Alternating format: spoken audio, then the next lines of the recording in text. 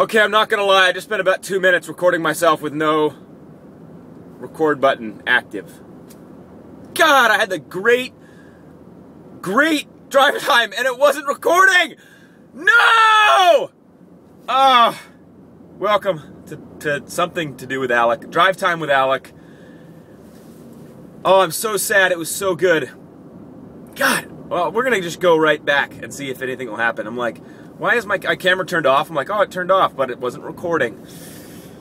Oh, it's so sad. Anyway, welcome to Drive Time with Alec. No music, no intro. We're just going right into the magic today, guys, because that's what I do sometimes.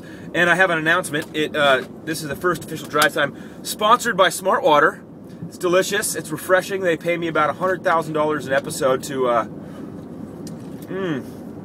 Smart Water. Fantastic. And the reason that they sponsored me is because this show is just dynamic and entertaining. So what are you gonna do? Anyway, it's Friday. I hope you're feeling good. I hope you're excited to enter into a weekend of a drunken stupor, which I will not be joining you on, because somehow Chris Warden has ruined my life and made it somehow that I would commit with him to not have bread, carbs, sugar, alcohol, manna from heaven. I'm restricted from any of that stuff for 90 days, so that's great, and I feel awesome, so thank you, Chris Warden. Go, someone punch him in the kidney if you see him. It's not true, I love him, but this sucks. Anyway, day 37. I should chronicle this. I'm going somewhere I don't want to go. Let's go back. Today is Fantastic Friday, and today we're going to talk about, we're going to dip right in to Alec's mailbag and pull out some of our viewer emails, because I got like 6 yesterday because I talked about the perfect poop. And apparently if I talk about poop, everybody emails me stuff to talk about. So that was a win for me, learning new things every day. So the first person that did email me was Liz, because I did an awkward call out on you. I'm sorry. You know what I'm going to do next time, though, is I'm going to read somebody's phone number off. Anyway, Liz writes in a great question, super good question. And I'm on a stoplight, so I'm going to read off. This is also brought to you by Apple. Boop. So I'm going to look at her question again so I don't ruin it up, because it's like 3 paragraphs long. That's fine. Blah blah blah blah blah. Alec, you're so awesome. I just love Drive Time. You are just amazing. We'll skip to the question part. She just spends about 2 paragraphs telling really good things about me. Anyway, so we're driving again. Before my mother makes a comment about how I'm unsafe, let's talk about the question.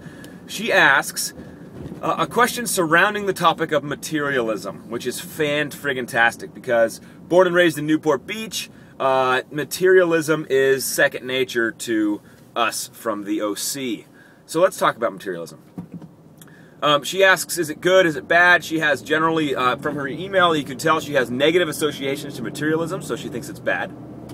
And so, but, she likes nice things. So how do you kind of combo those things together to live in a more kind of, what I want to call a unified ideology, right?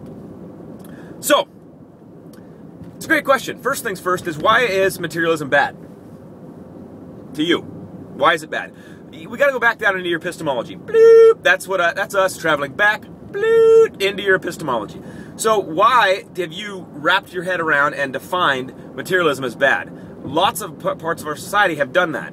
And so why is it affecting you? First question. So dig in. What's going on there? Answer that question. Why is materialism bad? Chances are there's a religious context to it of some nature, because your parents or somebody else said wanting nice stuff is bad and having it is bad because blah. You could have spent your money on God, you could have given it to a poor person, you could have la la la la la. Something's there that you've defined, and it's usually ambiguous, right? You're like, I don't really, I hate light chin. Freaking hate it. It's probably an ambiguous definition of why this is bad. It's just probably icky feelings. We'll call them icky feelings, and you have those surrounding that topic. Pull those apart. Figure out what's really there and what you want it to be, because materialism, it is defined by you at some point, and right now it's been defined by others in you, and you need to claim that definition and find out if you like that or don't like that and want it or don't want it. That's the first step.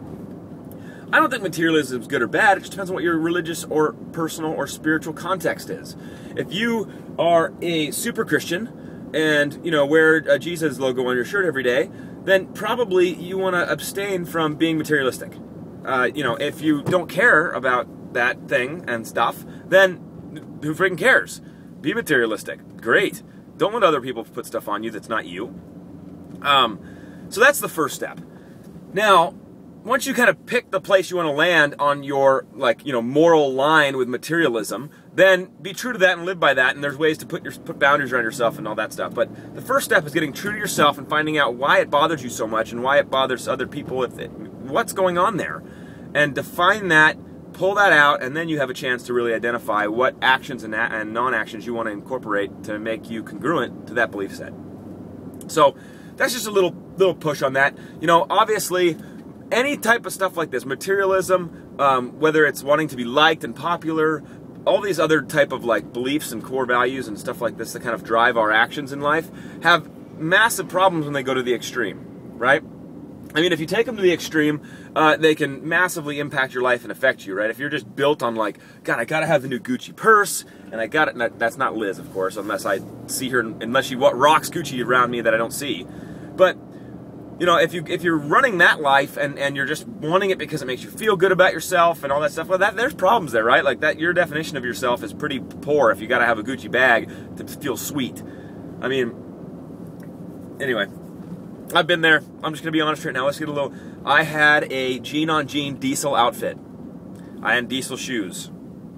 That was the worst I've ever been. Thank God somehow I still got my wife to marry me.